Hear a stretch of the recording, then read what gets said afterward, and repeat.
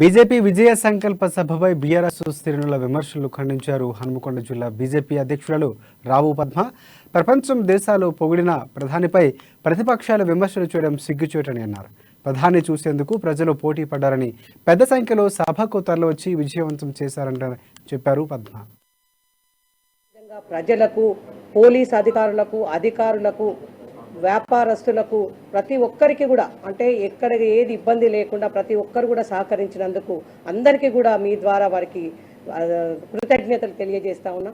అదేవిధంగా super speciality hospital, 1000 స్తంభాల గుడి పునరుద్ధరణ, ఇవాళ ఇట్లాంటి అన్నీ కూడా పునరుద్ధరణ, ఇవాళ రైల్వే స్టేషన్, ఎయిర్పోర్ట్ నమూనా అభివృద్ధి చేసి ఇట్లాంటివన్నీ అభివృద్ధి చేస్తూ ఇంకా కూడా ఇక్కడ ప్రజలకు ఎన్నో ఏళ్ల కాలంగా కోచ్ ఫ్యాక్టరీ కావాలి, ఇక్కడ ప్రజలకు ఉద్యోగాలు రావాలి, కాజీపేటలో ఏమీ లేదు అన్న క్రమం ఏంది అసలు కోచ్ ఫ్యాక్టరీ అంటే దీనికి ఇచ్చిన దీనికి ఏమున్నదని అసలు కోచ్ ఫ్యాక్టరీకి వ్యాగన్ ఫ్యాక్టరీకి తేడా తెలుసా అని నేను హరీష్ రావు గారిని అడుగుతా ఉన్నా.